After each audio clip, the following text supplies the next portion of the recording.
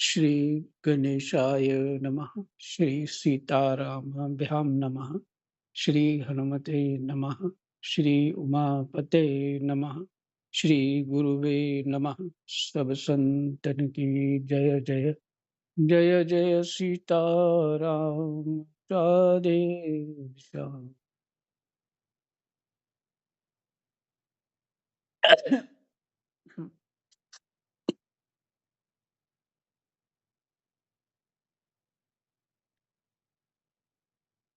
हमारा पाठ ये, हाँ, पीछे हो गया है ना।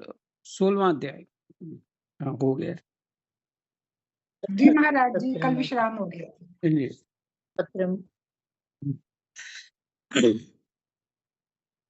नवम स्कंद है, 17वां अध्याय पाठ कर रहे हैं। छत्र वृद्ध रजी आदि राजाओं के वंश का वर्णन। छत्र वृद्ध रजी आदि राजाओं के वंश का वर्णन।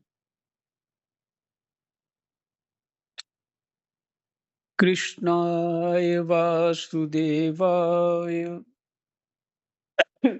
हरे परमात्मनि प्रणतः क्लेशनाशाय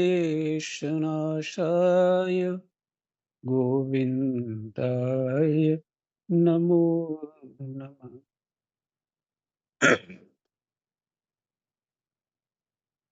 श्री सुखदेव जी कहते हैं, परीक्षित, राजेंद्र पुरुरवा का एक पुत्र था आयु। उसके 5 लड़के हुए, नहुष, क्षत्रवृद्ध, रजि, शक्तिशाली रंभ और अनेना। अब क्षत्रवृद्ध का वंश सुनो। क्षत्रवृद्ध के पुत्र थे सुहोत्र,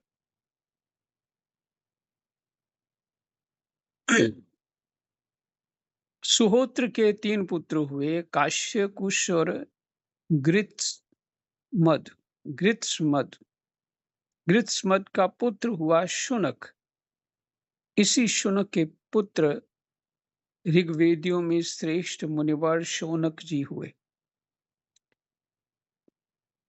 जो नैमिषारण्य में 88,000 ऋषियों को ये भागवत जी पाठ सुना रहे। यहाँ से आरंभ हुआ था 88,000। ये वही शौनक जी। गृत्समद का पुत्र हुआ शुनक। शुनक इसी शुनक के पुत्र ऋग्वेदियों में श्रेष्ठ मुनिवर शौनक जी हुए।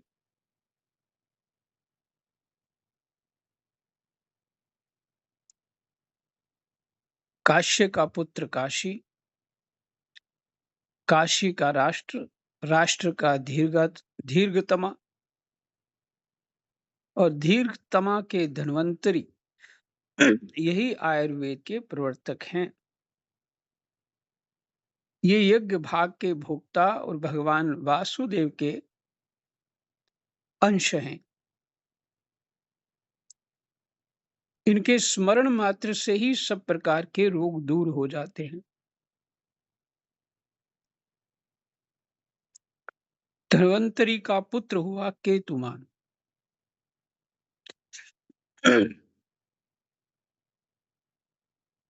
जहाँ शब्द है स्मरण मात्र से रोग दूर हो जाते हैं, जहाँ भगवान के नाम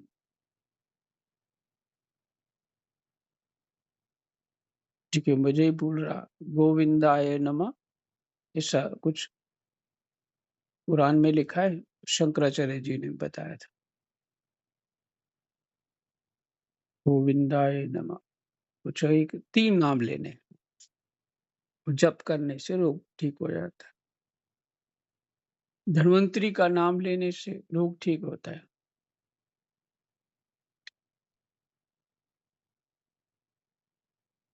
धन्वंतरी भगवान की पूरी महिमा पता हो, वो सुन लेनी चाहिए हे पहले। अच्युत, हे अनंत, हे गोविंद। हाँ, अच्छा तुम पाठ में हो, मैंने सोचा नहीं है। हे अच्युत, हे अनंत, हे गोविंद। बिल्कुल। शंकराचार्य बता रहे हैं, ये पुराण की बात है, कोई अपने से शंकराचार्य नहीं बता रहे। तो हे अच्युत, हे अनंत, हे गोविंद, माला करो। इन 3 नाम को एक नाम मान करके माला करो। तो भगवान की महिमा को भी स्मरण रखो, लाभ होगा। कोई मानसिक रोग होते हैं, कोई शारीरिक रोग होते हैं, कुछ दैवीय रोग होते हैं। मैंने पुराना संस्कार कोई इस तरह का जो चित्त स्वभाव हमारा पुराने कर्मों के अनुसार स्वभाव, वो ये सब रोग है। दैहिक दैविक भौतिक ताप है। तो भगवान के स्मरण से ये रोग दूर होते हैं।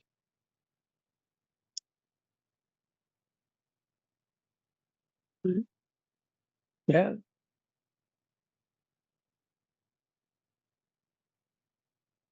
मिटे कठिन कुअंक भाल के, राम नाम मनि विषय व्याल के। मेटत कठिन कुअंक भाल के, भाग्य का उदय करने वाला भी नाम जप है, परमात्मा की स्मृति है। और जमदग्नि का आपने पाठ सुना, वो तो इसी में रत रहते थे, उनको भी फिर शरीर धर्म जो है, क्योंकि जो परा प्रकृति है, अपरा प्रकृति है, जो हमारा शरीर क्षेत्र है, उसके अनुसार इसका स्वभाव है, जो जो स्वभाव इसके हैं सुख दुख, वो होने ही है। वो प्रारब्ध उनसे जुड़ा रहता। लेकिन अगर विशेष कोई आवश्यकता है, आपका इतना मनोबल है, तो आप जुट जाएंगे तो उसको भी जीत लेंगे, अपने प्रारब्ध को। जैसे भगवान शंकर को जो जिस भक्त ने शिवलिंग को जफ्फी मार ली थी, मार्कंडे थे, कौन थे ऐसा नाम तो, जी महाराज जी, मार्कंडे मार्कंडे भगवान, हाँ, तो उन्होंने भी मृकंडू ऋषि के पुत्र, हाँ, उन्होंने भी अपना मृकंडू ऋषि के पुत्र। हाँ, उन्होंने भी अपना प्रारब्ध को जीत लिया। ऐसे बहुत सारे हुए हैं। वाल्मीकि देखिए, उल्टा नाम जपत सब जग जाना, वाल्मीकि को भय ब्रह्म समाना। परमात्मा रूप हो गए उल्टा नाम जपने से। लेकिन एकाग्रता, वही समर्पण कितना देखिए, पूरा शरीर जो है चींटियों ने खा लिया, दीमक ने, और पर हड्डियां रह गई, और वाल्मीकि इसलिए वो चींटियों ने जो घर बना लिया ऊपर, जिसको वाल्मीकि बोलते हैं। तो ये इतनी दृढ़ता तो है नहीं, हम उतना कर भी नहीं पाते। फिर कहते हैं ठीक कुछ नहीं होता, कोई मंत्र बताओ, कोई तंत्र बताओ। अरे वो सारे मंत्र तंत्र आपके ही पास है। हृदय से जिस जिस मंत्र के प्रति आपकी विशेष श्रद्धा हो जाएगी, वो लाभ अवश्य देगा। मंत्र जाप दृढ़ विश्वासा, पंचम भजन सुभेद प्रकाश। 5वीं भक्ति है दृढ़ विश्वास होना। नाम भी मंत्र है, और जो वैदिक मंत्र है, आचार्य लोग देते हैं, वो मंत्र है। इसलिए यहाँ ये बात इसलिए चित्त में आ गया कि भगवान धन्वंतरी के स्मरण से ऐसा होता है। ऐसा मत मानिए कि नहीं होता। पर हर बात के लिए हम ये बोल देंगे कि हमें जुकाम ना आए, तो धन्वंतरी महाराज जुकाम ठीक करो। वो ढंग का ही होनी चाहिए ना बात। भई हमारे साधना में कोई कमी आ रही है। हम शरीर को रखना चाहते हैं साधना के लिए। साधना की बहुत इच्छा है। तब आप देवताओं को पुकारेंगे तो ये हमारी जो इच्छा है वो उचित है। हुँ? ये इच्छा हमारी उचित है तो देवता सहयोग करेंगे। और हम ये विचार करें, हम खूब खाएँ-पिएँ, मौज करें, धन्वंतरी भगवान जी हमारी जठराग्नि और बढ़ा दो। अभी मौज अभी पूरी नहीं हुई है। तो कौन देवता सहयोग करेगा कि जो नीचे गिरना चाहता है और गिराने के लिए कौन देवता आएगा? कोई देवता नहीं आएगा, देवता तो उठाते हैं। ठीक है। तो प्रकृति का स्वभाव है, उस प्रकृति को स्वभाव में रहने दो। जमदग्नि ने कोई रोष नहीं किया। जमदग्नि और उसके पुत्र क्या सहस्त्रबाहु के क्रोध से देख लेते तो सारे नष्ट हो जाते।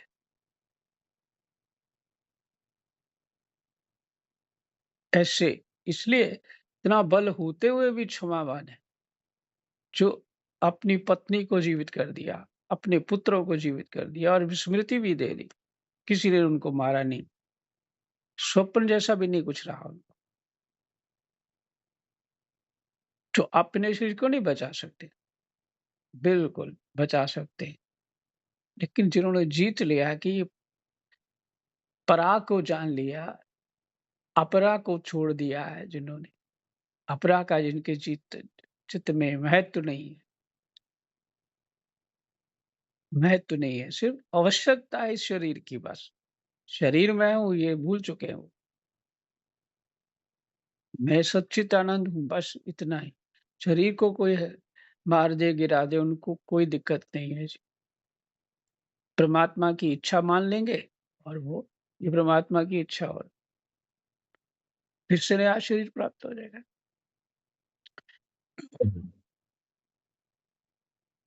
आशा है आप सबको मेरे बात का आश्रय समझ आया होगा।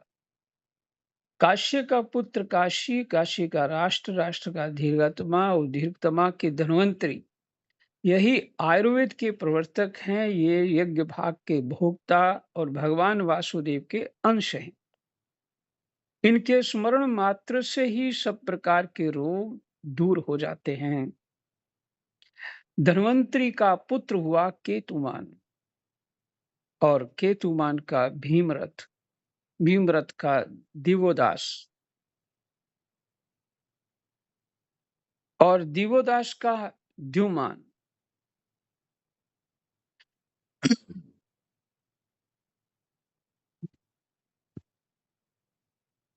जिसका एक नाम प्रतरदन भी है। हम्म? दिवोदास का द्युमान, द्युमान का एक नाम प्रतरदन भी है। यही द्युमान शत्रुजित, यही द्युमान शत्रुजित वत्स ऋतध्वज और कुबलाश्व के नाम से भी प्रसिद्ध हैं।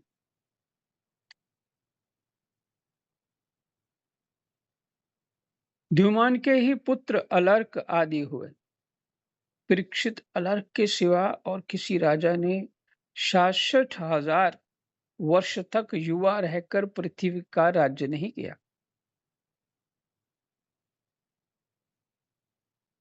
द्युमान के ही पुत्र अलर्क आदि हुए।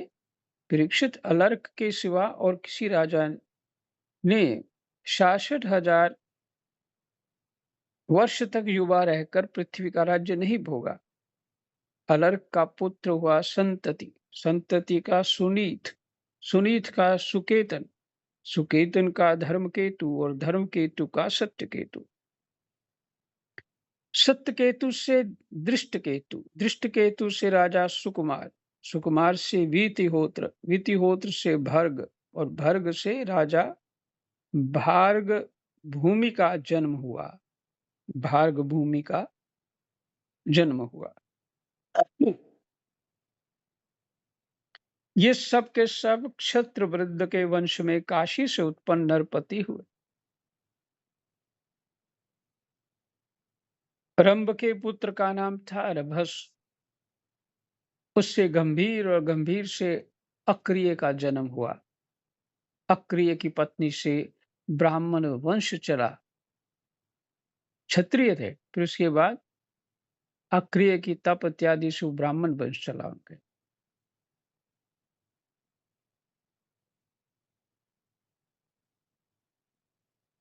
अब अनेना का वंश सुनो। अनेना का पुत्र था शुद्ध, शुद्ध का शुचि, शुचि का त्रिकुद और त्रिकुद का धर्म सारथी। में एक विचार करने योग्य है, आप सुन तो रहे पाठ, इसमें विचार करने योग्य एक बात है। ये ऐसे महान महान महापुरुष जो है, तेरे तप बल से संपन्न, तल धन से संपन्न, हर तरह से संपन्न, विद्या ज्ञान से संपन्न, वो नहीं रहे तो हम किसके लिए दुखी?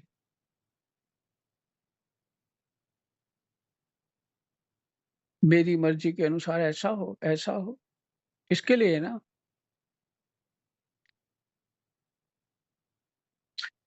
अब जो पीछे राजा लोग, जा राम जी कर गए, इतना त्याग कर गए, इतना धर्म लोगों के लिए, धर्म को पुष्ट करने के लिए अपने जीवन को इतना तपोमय रखा। बड़े बड़े राजाओं ने, रंती देव का चरित्र सुनिए आप, महाराज परीक्षित का चरित्र ऐसा है, हरिश्चंद्र का चरित्र ऐसा है, लाखों लाखों करोड़ों करोड़ों चरित्र हैं इस पुराणों में ऐसे हैं। ये तो राजाओं के हुए, और जो और जातियों के हैं वो भी कम नहीं। वो सब भी छोड़ के चले गए और उनके अनुसार तो कुछ नहीं हो रहा। फिर हमारे ही अनुसार हो, ऐसा होना चाहिए, वैसा होना चाहिए, ये हमारी अज्ञता है कि दूसरों का दोष है? नहीं, हमारी अज्ञता है।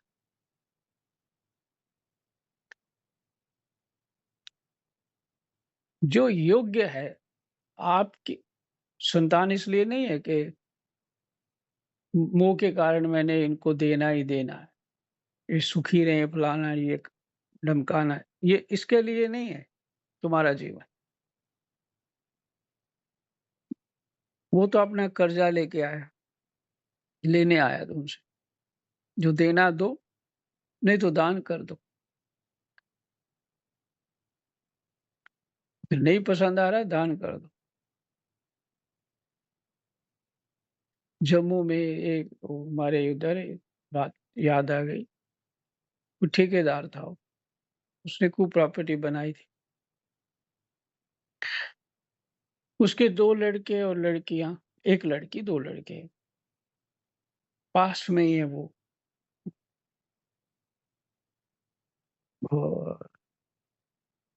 वो राजपूतों का ऊपर मंदिर है, उसके सामने इसका घर है, वो ब्राह्मण लोग।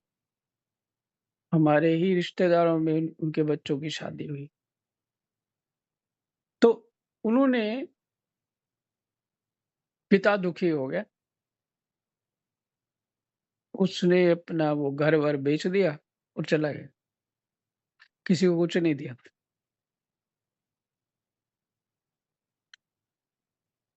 प्रॉपर्टी जहाँ भी थी सब बेच-बूझ के पता नहीं कहाँ चला गया। ऐसा खेल हो गया। मैं ये नहीं कह रहा कि आप सब भी बेच के चले जाओ, ऐसा कुछ नहीं कह रहा हूँ। मैं इसलिए ये कह रहा हूँ कि मुझे कोई बुरा नहीं लगा उस बात का, पर मुझे कहीं न कहीं अच्छा लगता है वो चीज़। फिर जो तुम्हारी आज्ञा ही पालन नहीं कर रहे हैं, देखो माता-पिता, मैं ऐसा सबको लोगों को इसलिए सुना रहा हूँ, कोई बाबा जी बीच में बैठा नहीं है, आप सब गृहस्थी हैं। तो बाबा जी लोगों के लिए तो पाठ ये बातें करूँगा ही नहीं। मैं साधना की बात करूँगा उनके साथ, अलग तरह की वैराग्यपूर्ण बात करूँगा। तो गृहस्थियों का चित्त कहाँ फँसा होता है, तो सबका जो है, किसी न किसी रूप से मुझे समाचार मिलता है। आप लोगों का नहीं, औरों का भी बहुत मिलता है। इधर तो मामला ही यही है। लोग जाएँ तो जाएँ कहाँ? वो तो बाबाजियों से जाके बात करते, किसी ब्राह्मणों से बात करते, क्या करें? तो ये मत सोचो कि हमारे अनुसार ही चले, नहीं। जितना जो देना दे दो, जो मन में आए सो करो। जो बच्चों को देना है पूरा दे दो, ये मत सोचो। लेकिन क्लेश मत उठाओ उस बात का भार। चित्त को परमात्मा से मत हटाओ। लाभ यही है इस जगत में, इस मनुष्य जीवन का, चित्त परमात्मा से ना हटे किसी भी कारण, कोई भी मूल्य के कारण। नहीं तो फिर बार-बार स्मृति वही, ये ठीक नहीं कर रहे, वो नहीं ठीक कर रहे। तो स्मृति नहीं होगी, नहीं हो पाएगा, भजन नहीं हो पाएगा। जितना भजन करेंगे उतना हृदय साफ होगा, उतने ही दुःख ज़्यादा ही फ़ील होने लग जाएँगे। इसलिए राजा लोग चले आते हैं वनवास, वानप्रस्थी होके रहते, फिर संन्यास लेते वहाँ जाके, या जो भी है, साधना करके मुक्त हो जाते। क्योंकि स्मृतियाँ 6-7 साल में सबकी हट जाती हैं, बड़ी फीकी हो जाती है। सबकी धीरे-धीरे अगर सत्संग प्राप्त होता रहे तो 4-5 साल में हो जाएगा, लेकिन उसकी तरफ ध्यान देना पड़ेगा। चित्त इधर-उधर रहा थोड़ा भी, ये गुप्त रोग है हमारी। हम भजन भी करते, अंदर में दुःख भी पाल के रखते, उसका कष्ट भी सहते रहते हैं। जी, वो हमने पाल रखा है, किसी ने कोई दुःख नहीं हमको दे रहा। हुँ, विचार करेंगे तो समझ आ जाएगा, विचार नहीं कर पाओगे तो भगवान से प्रार्थना करते रहोगे, पर भगवान तो यही कर सकते हैं, हमारी ही मति को ठीक कर दें। किसी के अंदर कोई दोष नहीं है, हमारे अंदर दोष है, ये समझ आएगा तो सब ठीक हो जाएगा। और ये है जड़ प्रकृति, ये जड़ प्रकृति, शरीर और शरीर की वस्तुओं को लेकर के जो हम इधर फँसे हुए हैं, वही भजन नहीं करने दे रहा। एक रस परमात्मा का चिंतन तभी हो सकता है जब सब चीज़ें भूल जाओ। कुछ ज़्यादा ही मैंने बोल दिया, पर ये सत्य बात है।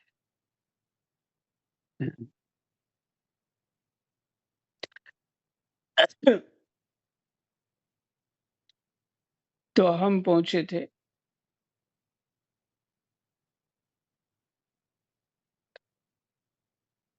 धर्मशास्त्री।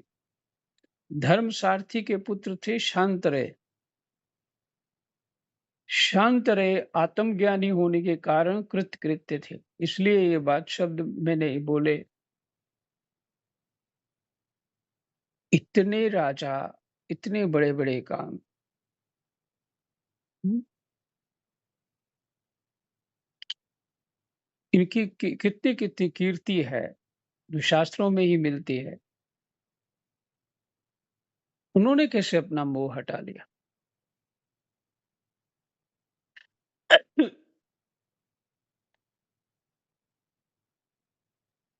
और मोह नहीं हटा पाएँगे तो फिर जन्म होगा।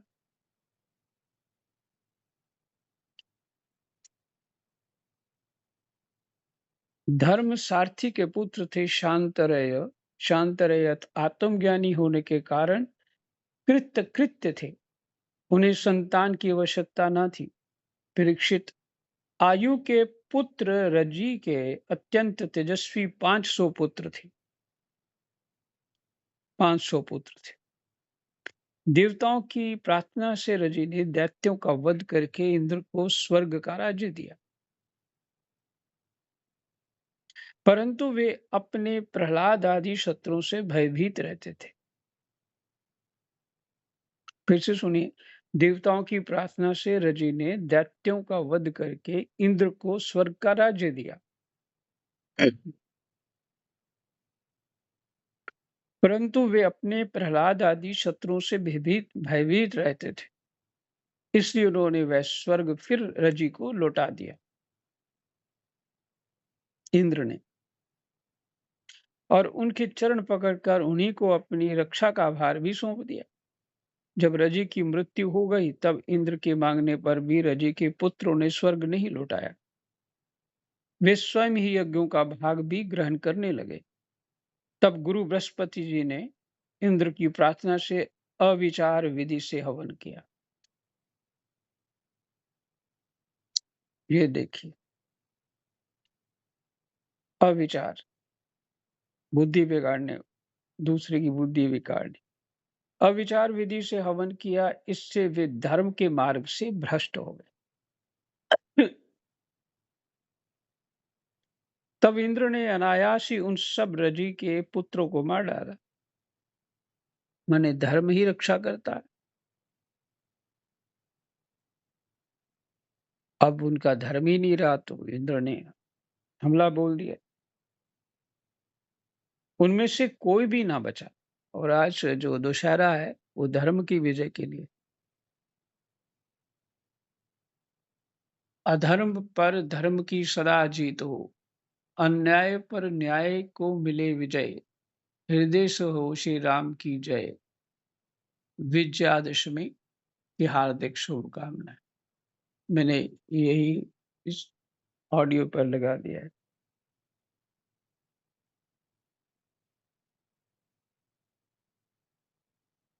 तो इंद्र ने मार दिया, उनमें से कोई भी ना बचा। शत्रुवृद्ध के पौत्र कुश से शत्रुवृद्ध के पौत्र कुश से प्रति से संजय, और संजय से जय का जन्म हुआ। जय से कृत से राजा हर्यवन, हर्यवन से सहदेव, सहदेव से हीन, और हीन से जयसेन नामक पुत्र हुआ। जयसेन का शंकृति का पुत्र हुआ महारथी वीर शिरोमणि जय। छत्रवृद्ध की वंश परंपरा में इतने ही नरपति हुए। अब नहुष वंश का वर्णन सुनो। यहीं पे 17वां अध्याय विश्राम, और हम पाठ को भी यहीं विश्राम कर देते हैं। जय जय सीताराम, राधे श्याम। कृष्णाय वासुदेवा